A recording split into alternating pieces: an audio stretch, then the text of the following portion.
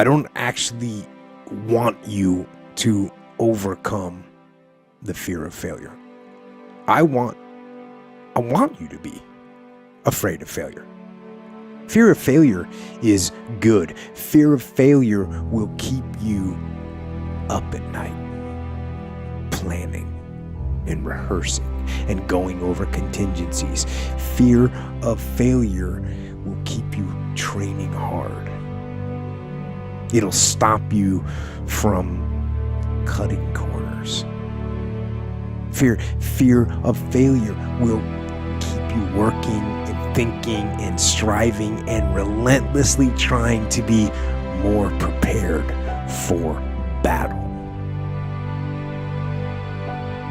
So I want you to be afraid of failing. I fear failure.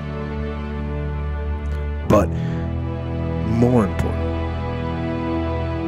I want you to be horrified. I want you to be terrified of sitting on your ass and doing nothing. That is what I want you to be afraid of waking up in 6 days or 6 weeks or 6 years or 60 years and being no closer to your goal. You've made no progress. That is the horror. That is the nightmare. That is what you need to be truly afraid of.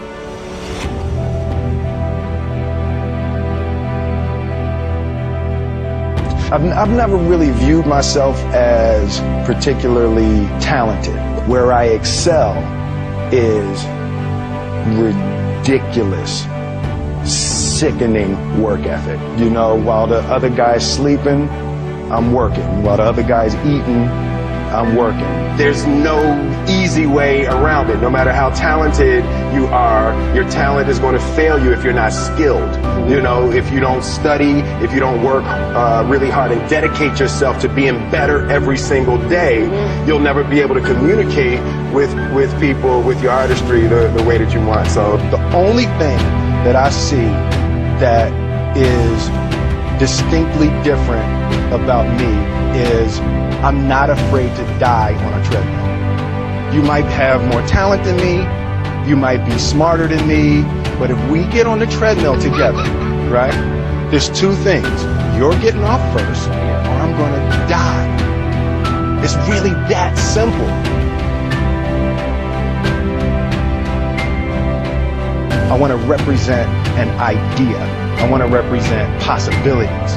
I want to represent the idea that you really can make what you want. I just believe that. I believe that I can create whatever I want to create. The first step before anybody else in the world believes it is you have to believe it. There's no reason to have a plan B because it distracts from plan A. I think that there's a certain delusional quality that all successful people have to have. You have to believe that something different than what has happened for the last 50 million years of history. You have to believe that something different can happen.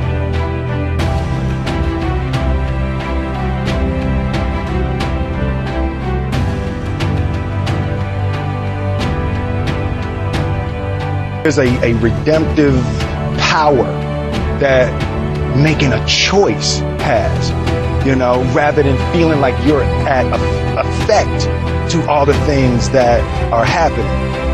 Make a choice.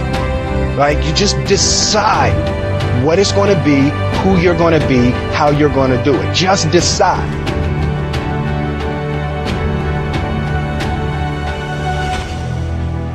You got to train hard. You got to train as hard as you possibly can.